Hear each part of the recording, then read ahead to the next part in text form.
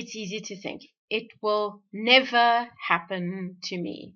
But it can, and it does. Not because you're weak-willed. It's driven by biology.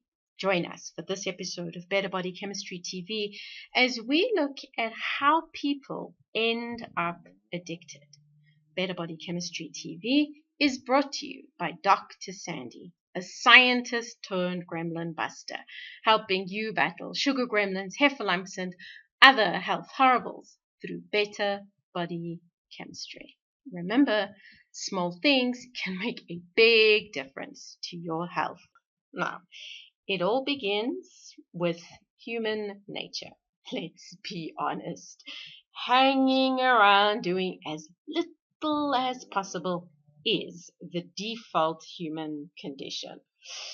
Mother Nature had to fight this tendency to chill tooth and nail, because in bygone times, if you didn't snap out of it, starving was a real possibility. So Mother Nature rewarded behaviors that were particularly helpful for survival. Little things like having sex to procreate and eating calorie-rich foods. This reward system still functions today.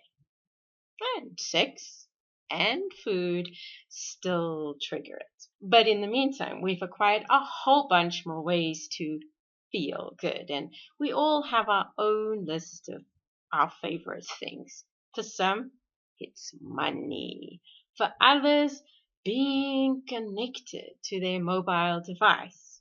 The more driven among us get a biological reward every time we cross off an item on the to-do list. And then there are drugs, both illegal ones and legal ones. All create good feelings. Now, these good feelings are created in a region of the brain known as the nuclear accumbens, nicknamed the reward center. A trip to the nuclear accumbens is like going to the fun fair. When you arrive at the gate, you need to buy tickets, and how many tickets you buy determines how many rides you can participate in. The ticketing system used by the nuclear accumbens requires you to pay with one of the important neurotransmitters called dopamine. It's easy to buy tickets to the fair. Strategies I like to use on a regular basis: chocolate, bubble baths, and reading science journals. Okay, I know, I'm weird. Now, a visit to the nuclear accumbens fair is, by definition, fun. Most of the time, you purchase a few tokens and then enter the park to enjoy a couple of games or rides, and then you head home, having enjoyed your experience. Now, if you're really lucky, you might leave the park with a stuffed toy. If you're not so lucky, you leave with some happy memories. But it is possible to have too much fun. This happens when you arrive at the ticket office. Your pockets are overflowing with dopamine, so you have the opportunity to buy lots and lots of tokens. Now, once inside the park, you set about using these tokens. You start off playing the games and enjoying the rides, and during the course of the activities, you win your first stuffed toy. Man, does this feel good. So you use a few more tokens, attempting to win another stuffed toy. And, well, you do. At the end of the day, winning stuffed toys at the fun fair is a numbers game. Eventually, you get lucky, and thanks to your bucket full of tokens, you have lots of opportunities to get lucky. The fun goes to your head. Pretty soon, you have a fantastic collection of stuffed toys. You have no idea what you're going to do with 20 stuffed bears, but you like winning. So you keep playing and winning. You feel powerful, in control, lucky. Everyone admires you. You don't want the feeling to go away. And if truth be told, the rest of your life is a slog, mind-numbing, mundane, monochromatic. You find yourself wanting to spend all your time at the fair, winning stuffed toys and enjoying the rides. So you make a plan to get more of the dopamine so you can continue to participate. Regrettably, the fun part is a business venture, not a charity. And this is the problem. You see, the management of the park apply economics to the ticket prices. Economics 101, the higher the demand for an item, the higher the price that you can charge.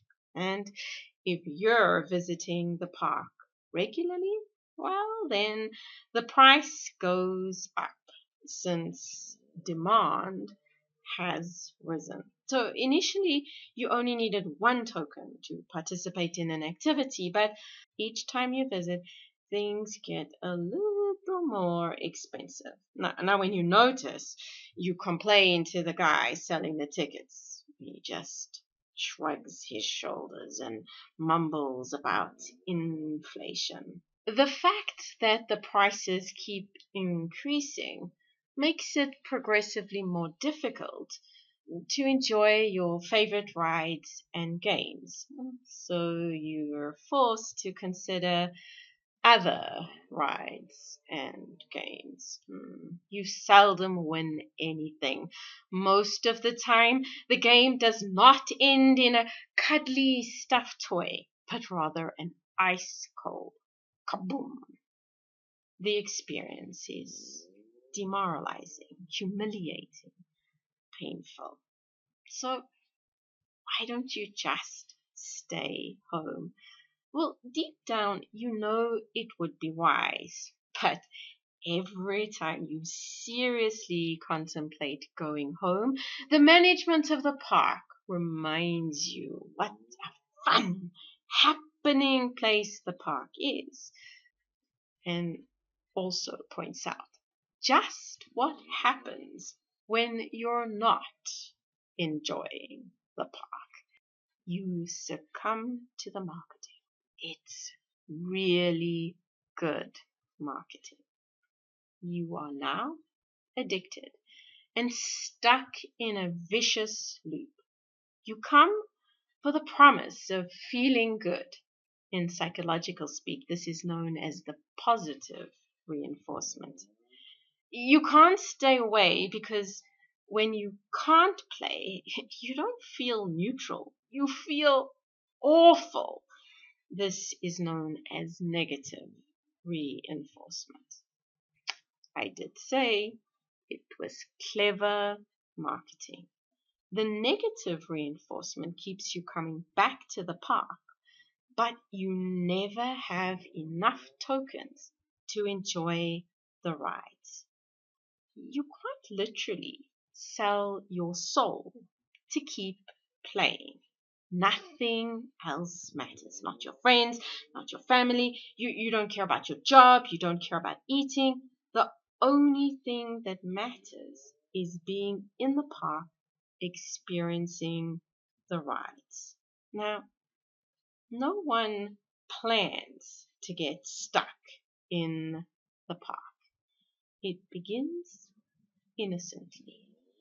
Instead of arriving at the gate with 1 or 2 tokens, which was what Mother Nature intended, you arrive with a bucketful. But a bucketful of fun can be too hot to handle. You end up stuck. The chemistry keeps you trapped in the park. Don't fall for the deal. Without a reward system, nothing would get done. Rewards are necessary, but too much of a good thing can be a bad thing, and drugs of addiction are packaged in such a way that they allow you to purchase a bucket full of tokens, and this creates unbalanced body chemistry. The best way to avoid the funfair nightmare: stick to buying tickets one at a time. You'll still create better body chemistry, but you won't be at risk of becoming addicted. Spread the word.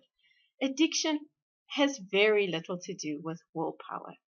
When you become addicted, your reward system has been hijacked and subverted. Interested in discovering more ways to create better body chemistry? Visit our website at www.betterbodychemistry.com. Browse our library or enroll in one of our courses or programs. The advice is simple to follow and based on real science, not hype. And if you enjoyed the video, be sure to subscribe to our channel so you catch future episodes of Better Body Chemistry TV. Thanks for watching, and I'll see you next time. Remember, small things can make a big difference to your health.